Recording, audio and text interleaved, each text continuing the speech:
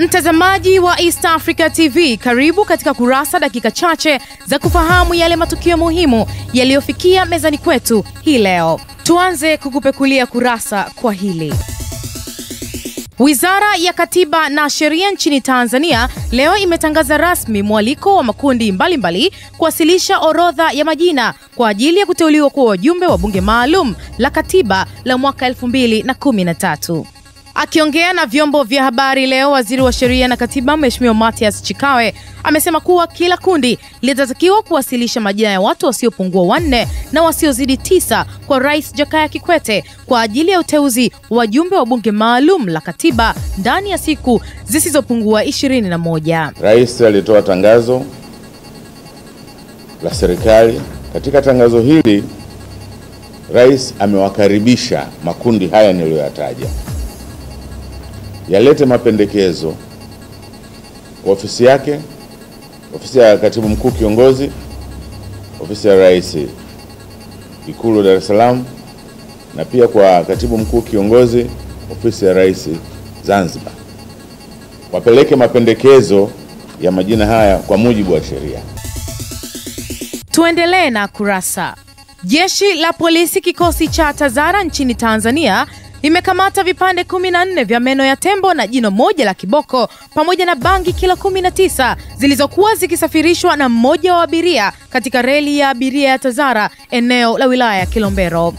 Nyara hizo za serikali zimekamatwa na askari wa intelijensia kutoka Tanzania waliokuwa wakisindikiza reli hiyo, ambapo walifanikiwa kukamata nyaro hizo kwa mtuhumiwa aliyetambulika kwa jina la Ali Juma Ngangari, raia wa Tanzania. Askari wetu wa intelijensia waliokuwa kazini kwenye treni hiyo ya abiria, baada ya kupata taarifa kutoka kwa msiri, walimkamata Ali son of Juma Ngangari, miaka 26, akiwa amebeba meno ya tembo vipande 15 ambavyo vilikuwa kwenye mabegi mawili.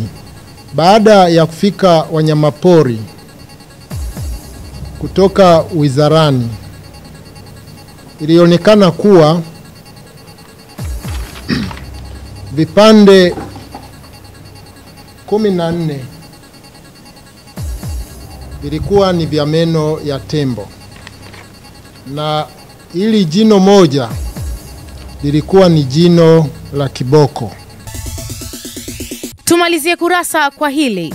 Watumiaji wa barabara ya Mandela jijini Dar es Salaam wamelalamikia kero inayosababishwa na foleni ya magari makubwa ya mizigo yanayosubiri kuingia kwenye bandari kavu katika eneo la Tabata relini.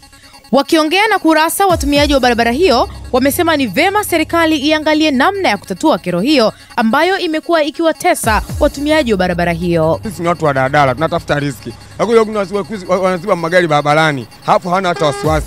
Umeona bwana, hapo kuja kuwafuata kwambia nenda zako, au sio bwana? Hata tatizo serikali yetu, askari hapa haji. Umeona bwana? Kwa hiyo mimi naona kwamba yani serikali inatakiwa hapa sehemu ikae maaskari yani, kwa sababu madereva wa mjini washazoea kuongozwa yani. Trafiki ni madereva wa malori wenyewe, tukao awatumia akili ya udereva, sawa Sio lazima aongoze. Kwa mfano huyu hapa huyu, kamforce jamaa waicha kaingia hapa, anakuja kufunga barabara.